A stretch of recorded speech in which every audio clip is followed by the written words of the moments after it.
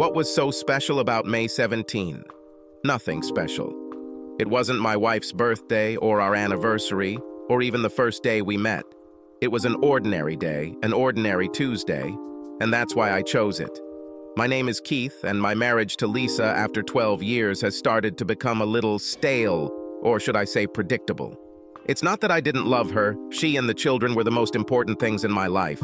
However, that little sparkle that usually appeared in her eyes when I mentioned making love seemed to be gone lately. So, being the hopeless romantic that I am, I decided to give her an evening she would never forget. Monday morning at work, I pulled out the big guns: Katie, Cheryl, and Karen. 3 of the hottest single women at work. Okay, lady, if you could write the script for the most romantic night of your life, what would it be? I asked them. Around midnight, they all started zipping off to Paris, making love in a gondola in Venice, or watching the sunset from a hot tub over the Swiss Alps. Easy, girls, I told them. I'm more thinking about a romantic night at home or in one of the hotels in the city center, something that won't break my bank account. By midday, they were back with a list of ideas that were now in my price range. I thanked them, treated them to lunch, and began making plans. They seemed almost as excited as I was, jumping up and down, telling me that I better not fail, because now they had a bet on how my evening would end.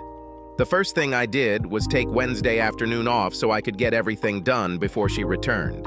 I usually got home around 6, but Lisa was always home by 3:30 to meet the kids as they got off the school bus. On Tuesday night, I told Lisa that my parents wanted to take the kids to dinner and a show on Wednesday, so they probably won't get home until 8 o'clock in the evening. The kids were even more excited when I told them that I had a surprise for their mom and that they would actually spend the night with their grandparents. My parents always spoiled them terribly. I left work around 11:30 on Wednesday with my trusty list in hand. Let's see, free time, children with mothers. Then came a trip to the store. Let's see, a sweet card, tons of good chocolate and her favorite wine. The girls gave me a complete list of everything that needed to be done, down to the lighting and music to set the mood. The flower girl looked at me strangely when I asked her for 2 pounds of pink petals. That is, until I told her what I was going to do with them. You must love your wife very much if you went to all this trouble for her, she said, as I left the red rose petals in my hand. I finally booked a table for 8 at Lisa's favorite steakhouse. I figured we'd need some food by 8, and if we decided to cancel dinner, I'd make sure we had steaks in the fridge to grill on the patio. Finally, everything began to come together. I returned home, hid the car behind the house, and brought everything into the kitchen. Let's see, 2:30. That gives me an hour to get everything ready, I told myself. Over the next hour, I froze the wine in the freezer, made a huge heart on the bed with the rose petals, and using chocolate chips, wrote the words, "I love you," in the center. I filled the garden tub with water and sprinkled the remaining rose petals on top of the bubbling water.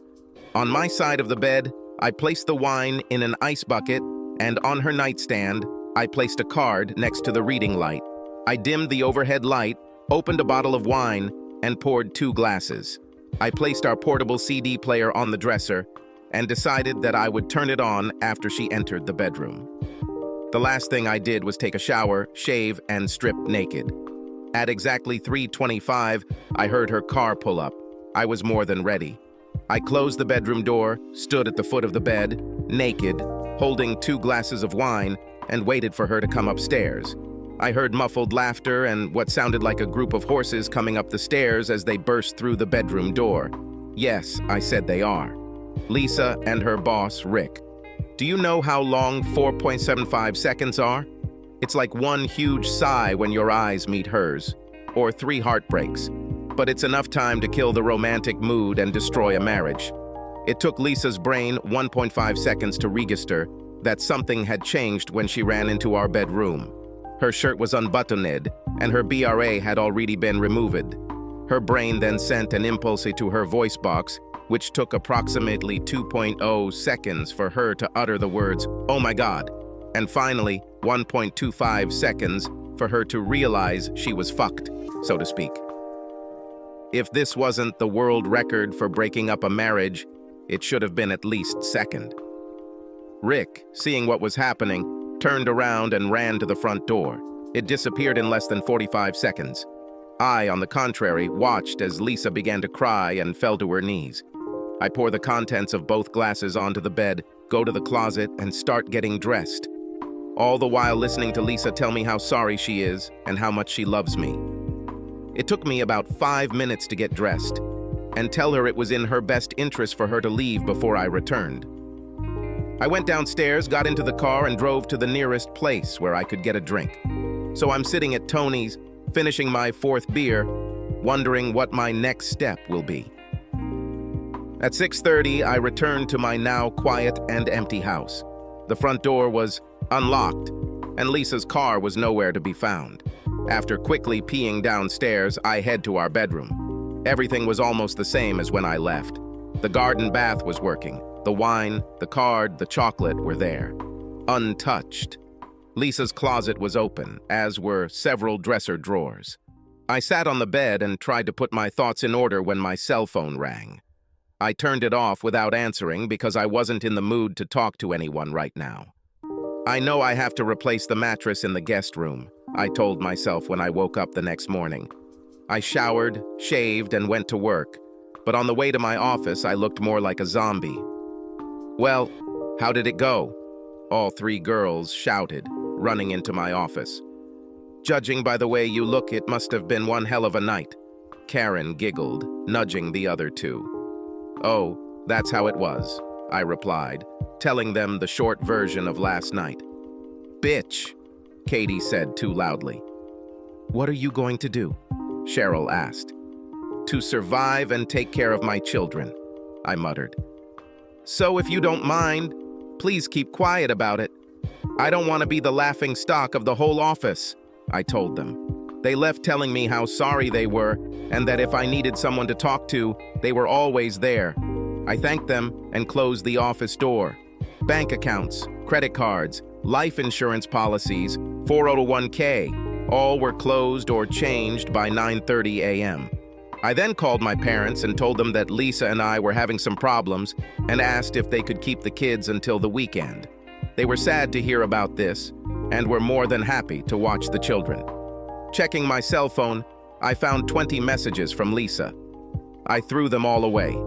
The lawyer gave me the name of a good lawyer at a reasonable price if possible, and I made an appointment for Friday morning. You'll never truly know how screwed you are until you spend 2 hours with a divorce lawyer and have him lay out your options, or lack thereof. It was your word against hers.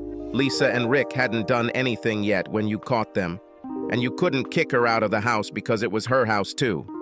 You know what really pissed me off was that she would most likely get custody of the kids, the house, and at least 40% of what I made after taxes. They fucked me and didn't even kiss me. He suggested marriage counseling, or at least a 90-day cooling-off period before I did anything. Look, Keith, no matter what you do, you'll be paying child support for the next 8 years at least, plus house payments. The only thing you can do is bide your time and try to minimize your losses. Look, if it were me, I'd move into the spare bedroom and make life at home as easy as possible for your kids, he suggested. I left early and moved all my junk into the spare bedroom. I bought a new mattress and threw the old one to the curb. I never answered Lisa's calls, but I knew that sooner or later she would most likely show up at the house, so I tried to be ready for the meeting. I picked up the kids on Friday on my way home from work and took them to a pizza place.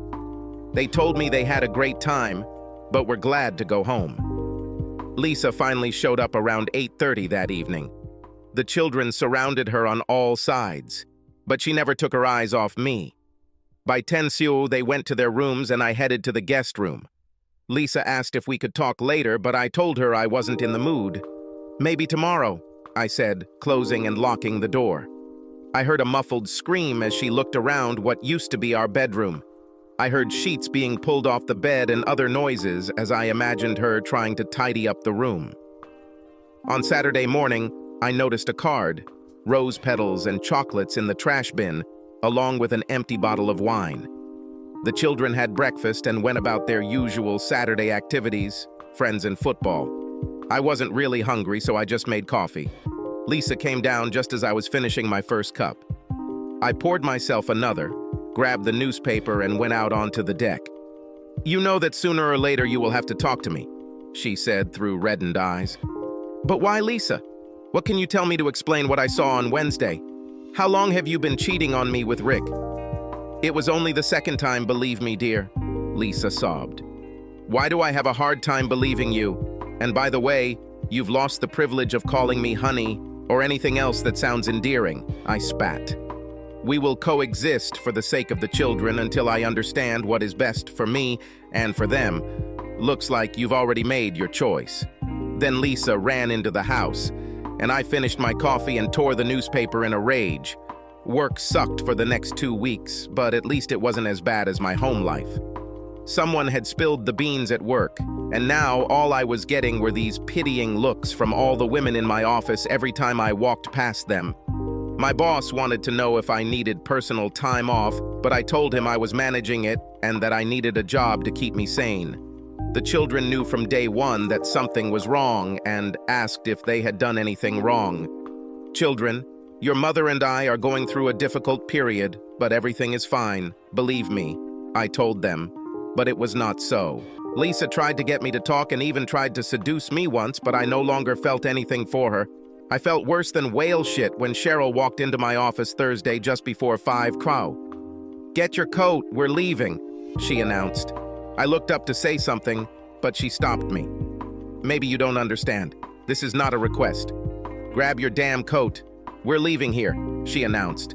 When Cheryl and I arrived at Anthony's, 2 more of the formidable trio, Katie and Karen, were sitting at a table in the corner. After ordering a drink, Cheryl got to work on me. "You need to come to your senses, Keith," she began. "You've been walking around like dead for the last 2 weeks, and even though everyone has your back, you're gonna be in deep shit if you don't tie your head and ass together. I have my reasons, so why don't you just fuck off?" I almost shouted back at her. "Fuck off, asshole. You're not talking to Lisa," Karen replied. "What the hell do you want, Keith? Or are you going to wallow in self-pity for the rest of your life?" "I want everything to be like it was before this shit happened," I said, looking at my glass. "I thought you said your marriage was stale and you wanted to revive it," Katie asked. "Do you really want to go back to your boring life? Do you love her?" "I love and hate her at the same time. I wish I could strangle her and Rick for what they did to me," I screamed. "I just don't know what the hell to do or even where to start." "Let's eat, and then we'll figure it out," Cheryl said, calling the waiter. "The first thing we need to do is level the playing field. Lisa is still in your house and returns to work every day. Rick, on the other hand, goes home to his loving wife and children, even though he ruined your marriage," Cheryl spat. "It's time for you to get your life back." By the end of the evening, I felt better, and they were right. I had to do something. I couldn't let this go on. It tore me apart. Lisa wanted to know where I was when I got home. "So, what do you care about?" I shouted as she went into her bedroom, crying. The next day, I met with my lawyer, Randy. "I thought you were going to wait for a divorce," he asked. "Yes, I want to sue the company that Rick and Lisa work for, and then hit Rick with an alienation of love lawsuit," I told him. "Look, Keith, you don't have hard evidence. I told you so."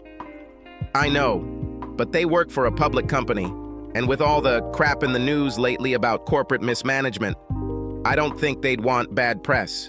Also, even though Lisa wasn't at work, don't most managers work until 5?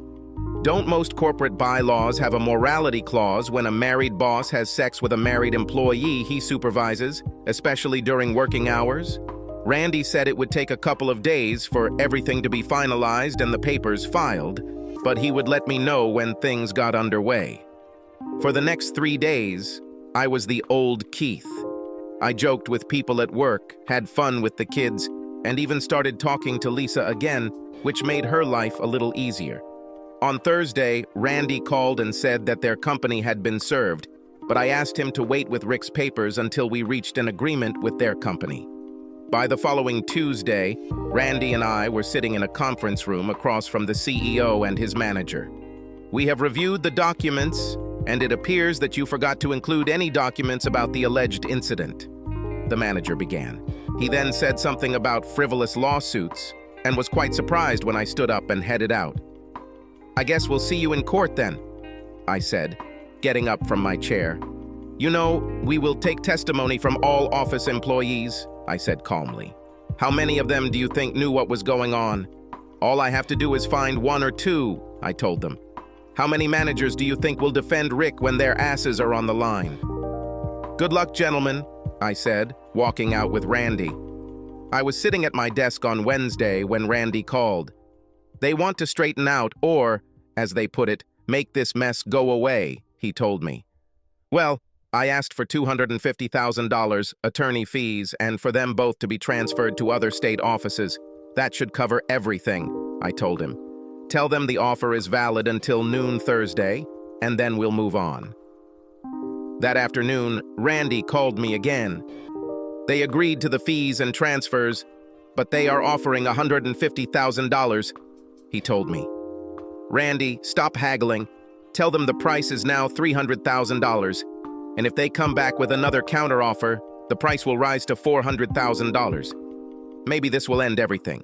On Thursday at 3:30, Randy called and said that my offer was accepted and that by 5 hours he would give me the forms to sign. True to his word, the package was delivered to my office at 4:30. This man said that they were waiting for him, the secretary told me. After reviewing the papers and the check attached to them, I signed the papers and handed them over. "If someone is looking for me, then I'm gone for the whole day," I told her, leaving the office. In the car on the way home, I quickly called Randy. "Serve Rick tonight and do it at his house." I was over the moon. By tomorrow, I would have a pound of flesh, and I could move on with my life. "Okay, that's it. Grab your coat because we're going out to dinner tonight," I said, walking through the door. Lisa looked at me and did not move when he continued. "Come on, Lisa. You too." A wide smile appeared on her face as she ran for her coat. Over dinner, we talked and laughed as we had done for the past 12 years. Life was good again, almost good. When we got home, everyone thanked me for a great evening and went to their rooms. Lisa came closer, kissed me on the cheek, and thanked me for the evening. "He meant a lot to me tonight," she said. I told her that we would have a nice long talk tomorrow night, so she needed to get some sleep. "You son of a bitch!" Lisa shouted, entering the door. "You knew last night what would happen today, didn't you?" "Not quite, Lisa, but pretty close," I answered.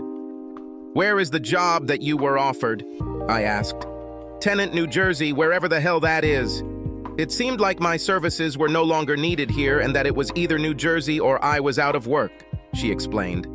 "I told them there was no way they would transfer me there, and then they gave me severance pay and gave me 20 minutes to clean the table," she sobbed. "I gave them 8 years, and in 20 minutes I was out the door," she said, sitting on a kitchen chair and sobbing. "Where is your friend Rick being transferred?" I asked. "Flint, Michigan," she said, staring at the floor. "The armpit of the Northeast.